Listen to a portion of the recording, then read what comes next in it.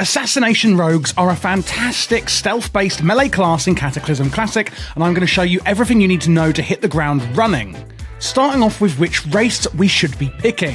First up, if you are Alliance, then you should be picking Worgen. Now, I must say that this is really only if you're looking to min-max. If you are another class or race already, it doesn't matter that much. Dark Flight is a fantastic racial on a 2-minute cooldown, adding 40% movement speed over 10 seconds, which is a really fantastic mobility ability, getting you out of the fire or from A to B as quickly as possible in those tough boss fights. One of the main reasons, however, we're picking Worgen is for the Viciousness racial, adding a 1% critical strike chance. And if you are going Horde, I would recommend Trolls. They have a berserking ability which increases your attack speed by 20% for 10 seconds. You can basically see it as a mini heroism or bloodlust. Hello, my name is Javier, and I'm here to make your World of Warcraft journey a lot easier, covering every single class and spec guide you need for all versions of World of Warcraft at the start of every patch and expansion. Now that we're looking at the stat priority, first and foremost we're going to want agility. This is actually going to provide you with melee attack power and also crit chance. And after that, we're then going to want to get our hit cap. Now, I know what you may be thinking, that 17% is really high for a melee class, which we'd usually see at 8%. However, we actually need to hit the spell hit cap because of our poisons, and our poisons are actually going to do a hell of a lot of our damage as an assassination rogue. We do have this talent here, Precision, increasing your chance to hit with weapon and poison attacks by 2% per rank. If you don't have any talents in here, you're going to want to get to 1742 hit rating. If you've put 1 point in here, you're going to need to get to 1537 hit rating. And if you've put 2 points in, like I have in the build that I'm going to be showing you today, you are going to need 1332 hit rating from all other sources. After that, we're going to be going for Mastery, and this is a new stat that is basically going to increase the amount of damage done through our potent poisons, which is extremely beneficial to assassination rogues. Then we're going to be looking to get Haste, increasing our energy regeneration and also our attack speed. Lastly, we have Expertise and then Crit rating. Expertise is still important, but just not as important. It reduces the chance at which enemies will dodge and parry your attacks, and the cap on this is going to be 26. After that, just get some crit. Don't forget, in Cataclysm, we can reforge our stats to try and get the stats that we actually do want or prefer. Looking at the talents, first up, we're putting 3 out of 3 into Lethality, increasing the crit damage of some of our core attacks, and Coup de Grace, increasing the damage done by our Eviscerate and Envenom abilities. And Envenom is this ability here. This is going to be one of our main combo point finishers. If you're new to Rogue watching this video and you don't know how it works, we have energy, as you can see up here, as our main resource, and some attacks are actually going to spend energy and generate combo points. Then we're going to spend those combo points with combo point finishers. And Envenom is one of our main finishers. You can see here we're going to do more damage depending on how many combo points we actually spend using the ability. We've got Ruthlessness here, adding a chance that our finishers are actually going to add a combo point back. Quickening, where all healing on us is increased, and our movement speed is increased as well, which is really, really fantastic. Puncturing Wounds, increasing the critical strike chance of some of our spells. 1 out of 1 into Deadly Brew. When you apply instant wound or mind-numbing poison to your target, you have a 50% chance to apply crippling poison as well.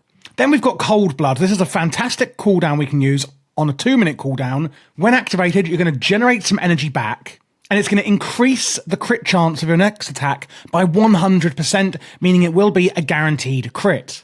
We've got Vile Poisons here, increasing the damage dealt by your poisons and giving you 100% of the normal chance of applying poisons from your equipped melee weapons when you use the Fan of Knives ability. That is this ability right over here. It basically needs a thrown weapon, and it is going to swirl us around, dealing massive AoE damage to everyone in a nearby radius. Therefore, because of that talent, when we use Fan of Knives, we're also going to be applying our poisons to all of those people or enemies in that AoE area. Going down into Seal Fate, your critical strikes from abilities that add combo points have a 100% chance to add an additional combo point. So our combo point builders will actually add another combo point on top of the ones they'd usually generate when we deal a critical strike from them. We've got Murderous Intent. When you backstab an enemy that is below 35% health, you instantly recover 30 energy immediately. Overkill. While stealthed and for 20 seconds after breaking stealth, you regenerate 30% additional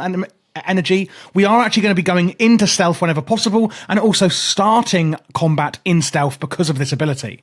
We have the Master Poisoner, increasing the spell damage taken by any target you have poisoned by 8%, and that's not just from you, that's from the entire raid team. Causing your Envenom ability, again that's this finisher we spoke about before, to no longer consume our deadly poison effect, and it's going to reduce the duration of all poison effects applied to you by 50%, which is a great all-round talent. On the last few in the Assassination tree, we've got Cut to the Chase, where your Eviscerate and Envenom abilities have a 100% chance to refresh your Slice and Dice duration to its 5 combo point maximum, and Venomous Wounds. Each time your Rupture or Garrot deals damage to an enemy that you've poisoned, again, coming back to the poisons here, you've a 60% chance to deal additional nature damage and regain some energy as well. And then if the enemy does actually die while you have Rupture on them, we're actually going to regain some of that energy used as well. What I want to go back to quickly is Cut to the Chase. Remember it says here that your Eviscerate, and specifically Envenom here, have a 100% chance to refresh the Slice and Dice duration. Well, what does that mean? You can see on here, I've generated 5 combo points on the enemy, and I'm just using the default Blizzard UI at the moment, so it looks awful. You might be using something else. And one of the finishers I'm going to use as a priority is Slice and Dice, a finishing move that consumes combo points on any nearby target to increase your melee attack speed by 40%. And if you use it at the full 5 points, that is going to last for 21 seconds. So you can see I've only got a few seconds of it left.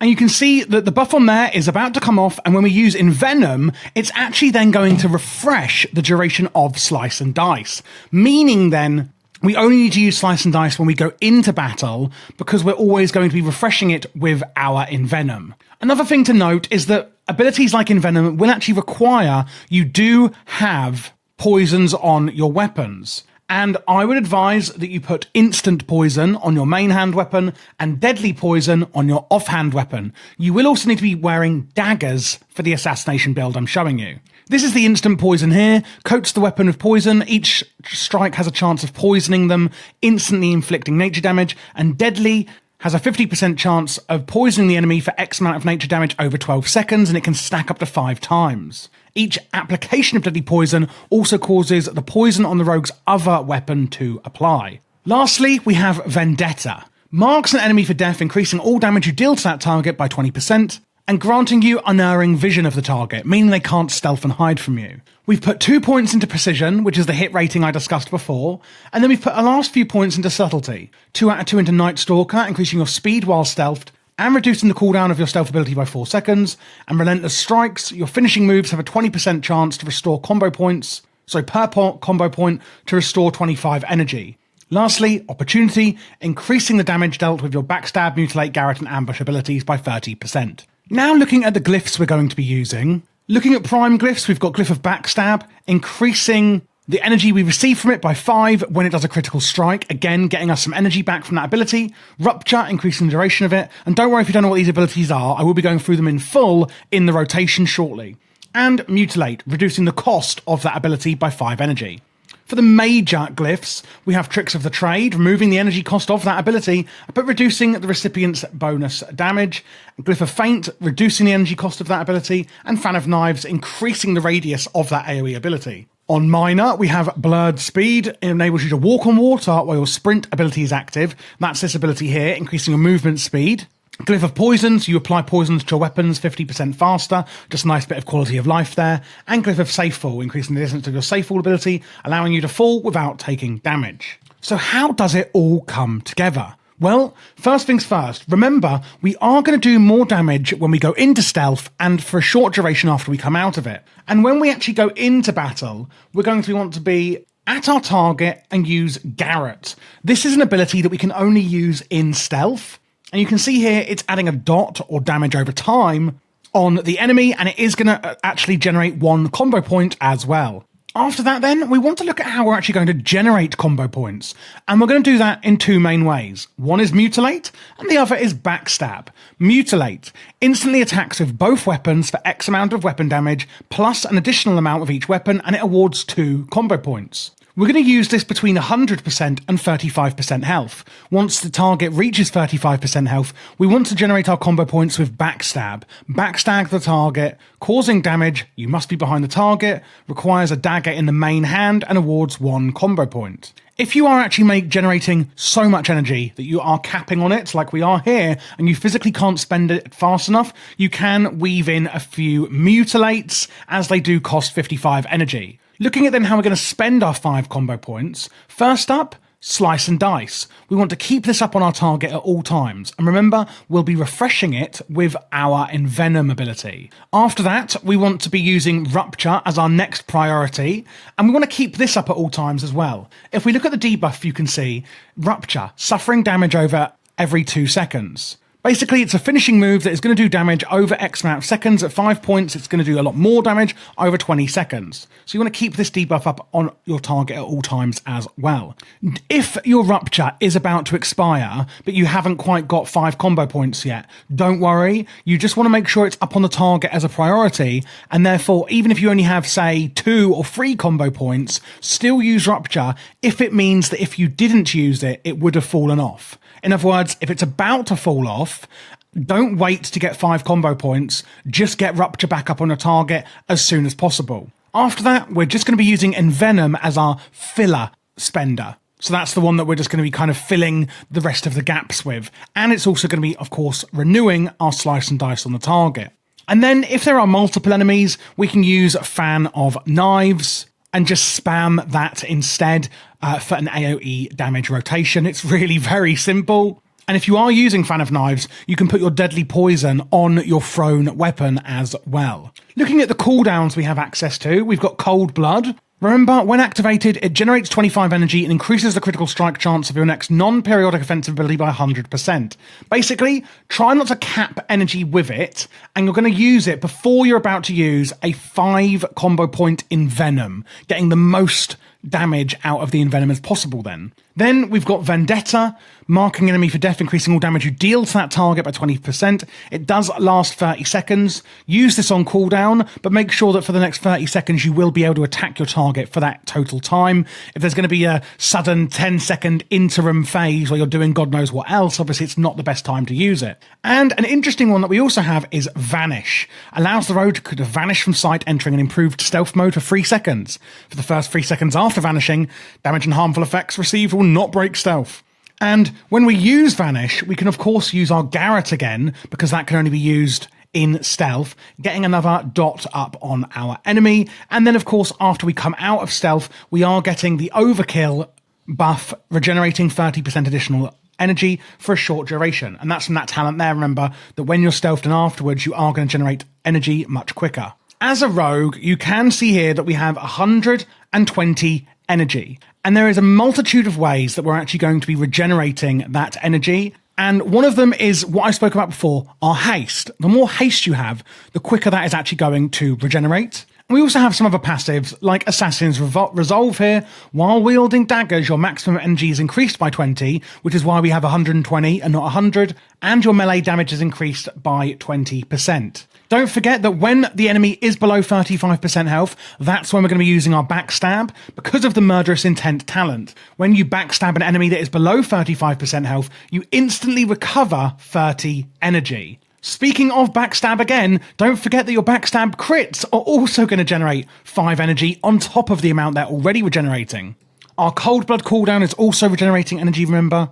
And we're going to be generating it a lot faster when we go into stealth and after we come out of stealth because of what we've just spoken about, which is the Overkill talent. So as you can see, there's a plethora of different ways we're regenerating energy and how quickly we are regenerating it. Because of that said, that is why I mentioned earlier that you may be looking at capping on your energy. And if you are, and you just can't spend it quick enough, you can just weave in some extra mutilates to make sure that we're not overcapping on our energy. We are, of course, a rogue, and we do have an insane amount of utility spells as well. We've already spoken about sprint, meaning you can walk on water and also move very fast. We have evasion, which is an amazing dodge cooldown, where basically your dodge chance is increased by 50% and reduces the chance that ranged hits will hit you by 25%. We've also got feint, performing a feint causing no damage but lowering your threat by 5%, making the enemy less likely to attack you. In addition, reduces the damage you take from area of effects attacks by 50% for 6 seconds. So another sort of defensive we have there. Don't, of course, forget your kick, which is your interrupt ability, interrupting your enemy's spellcasting. It's only on a 10-second cooldown. And we've actually got a lot of others as well. There's cheap shot, stunning the target and awarding combo points. There's expose armor, reducing the armor by 12%. That will last up to 50 seconds. If there are certain other classes in your raid, etc., you really don't need to worry about using this. We've got kidney shot, which is another stun. And then we've got combat readiness. This is another cooldown. Enter into a state of heightened awareness, deflecting enemy weapon strikes of increasing effectiveness. Successful attacks will deal 10% less damage per application, stacking 5 times. This is quite a complex one, but another one we can use if needed. Recuperate is another interesting one if you do need it. It's a finishing move that basically is going to restore your health. So if you are in, times of dire need, or maybe when you're out questing, etc., this could be used as a sort of rolling defensive that you can use to just keep your health topped up. And then lastly, in the subtlety tree, we've got loads more things like blind, where the target's going to disoriented and wander for a minute, blinded, if you will. Cloak of Shadows is a really interesting one. Removes all harmful spell effects, provides a brief moment of immunity against magical damage and harmful effects, and then causes you to resist all spells for 5 seconds. This is a fantastic defensive cooldown in those circumstances as well. We can also disarm traps. We can distract enemies, throwing a distraction, attracting attention of all nearby monsters. Doesn't break stealth either. Don't forget you can pick locks. We've also got a smoke bomb, creating a cloud of thick smoke in an 8-yard radius around the rogue. Enemies are unable to attack target in or out of the smoke cloud. We've got so much utility, it's just crazy. Sap, where you can incapacitate your target as well. Pickpocket, obviously, and redirect. This is a really interesting one. If you're actually moving from target to target, you can use redirect to transfer any existing combo points to the current enemy target. So if you're moving from one target to another, and you've got, say, 4 or 5 combo points, you can actually move them over with redirect, and this will be a DPS increase. And then lastly, the only one we haven't spoken about is Tricks of the Trade. The threat caused by an next damaging attack and all actions taken for 6 seconds afterwards will be transferred to the target party or raid member. You can put this onto a tank, for example, and all damage caused by the target is increased by 10% during that time. The transferred threat, however, is not permanent and will fade after 30 seconds, but at that point they should have all the threat they need anyway. And this is a fantastic ability we should be using to increase the damage of our allies, whoever is taking the threat. Lastly, for all those consumables, etc. we're going to be taking, first for your head and shoulder enchants, above my head and shoulders here, you are going to need Hyjal. No, that's the wrong one. You're going to need Ramkehen from Uldum reputation, and also Pharazane. That is going to be for the shoulder and head enchant, giving you agility, haste, and mastery on those. There is also a revered version for Pharazane if you haven't quite got to Exalted yet. For your gems, these are the ones I would recommend for red, yellow, blue, and meta, with the Delicate Inferno Ruby in the red slot adding 40 agility, the Adept Ember Topaz adding agility and mastery in your yellow slot, and a Glinting Demon's Eye adding agility and hit rating in your blue slot, especially as rogues need a higher hit rating than other melee classes because of our poisons needing spell hit. Then it's going to be an Agile Shadow Spirit Diamond on your meta slot, adding 54 agility and increased critical strike effect. I would recommend in professions you go with Enchanting and Alchemy, but it's really up to you. They all offer something unique. And unless you're really min-maxing, it doesn't make a big difference. With Enchanting, if you do take my recommendation, you can add 40 agility to each individual ring, making 80 agility, and Mixology will increase the effect of your flask by 80 agility as well. Lastly, your main weapon enchant will be Landslide, increasing your attack power by 1,000 for 12 seconds every now and then. The flask you'll be using is Flask of the Winds. Potion of the Tolvir is the potion you'll be using to increase your agility, and this should be used with your major cooldowns like Vendetta. Skewered Eel is the food, and Mythical Healing Potion is the healing potion you will want to be using.